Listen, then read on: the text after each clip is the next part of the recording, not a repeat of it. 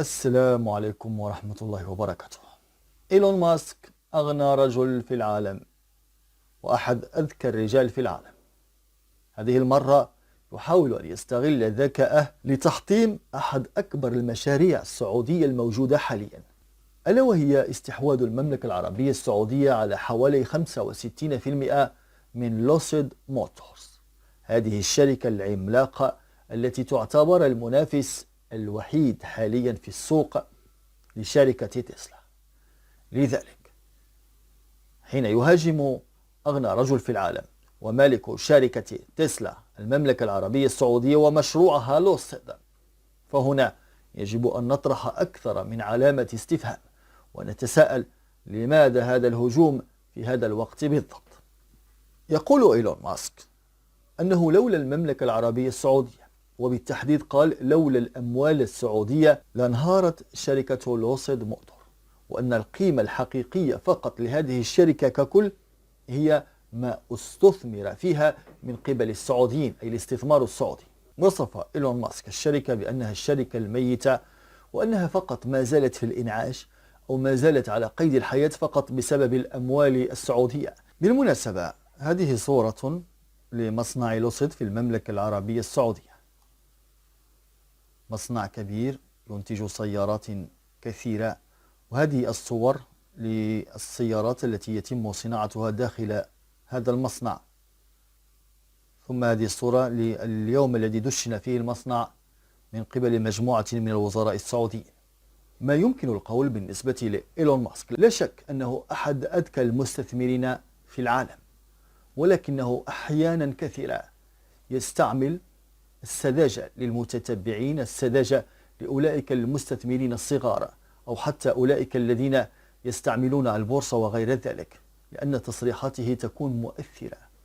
لذلك يريد إيلون ماسك أن يؤثر على هذه الشركة بأي وسيلة كانت، ويعلم أن الشركة لم تسقط، ولم يقل أن الشركة قد سقطت، ولكنه في قرارة نفسه يريد أن يؤثر على هذه الشركة بأي وسيلة كانت، حتى لو كانت تصريحات مزيفة أو تصريحات فيها هجوم غير مبرر، لأنه يريد هذه الشركة أن تسقط، فهي تشكل تحديا كبيرا له جدا في المستقبل القريب أو حتى البعيد.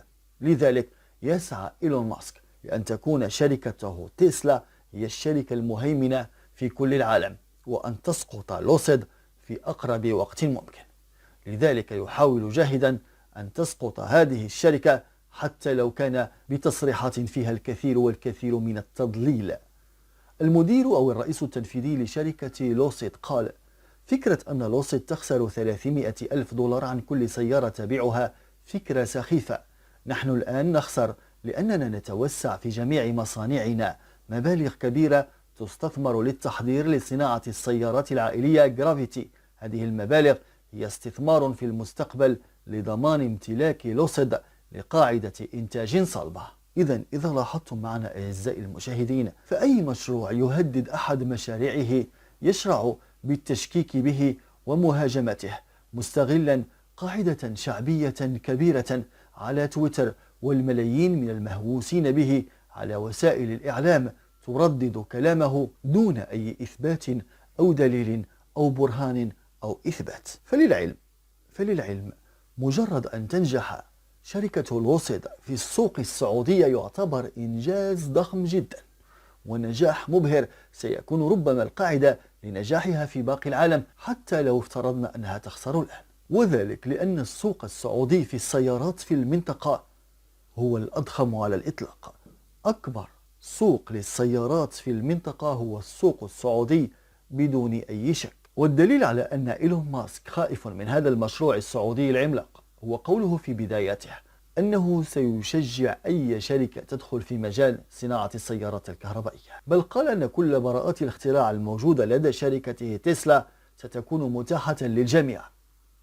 لكنه في النهاية هاجم الدعم السعودي للشركة، الدعم الحكومي السعودي للشركة، وقال أن السعودية هي الشوغر ديديز لشركة لوسيد، فيما نسي الدعم الأمريكي الحكومي الذي تقدمه الولايات المتحدة لشركته، بل تعتبر شركته من أكثر الشركات التي استفادت من الدعم الحكومي الأمريكي.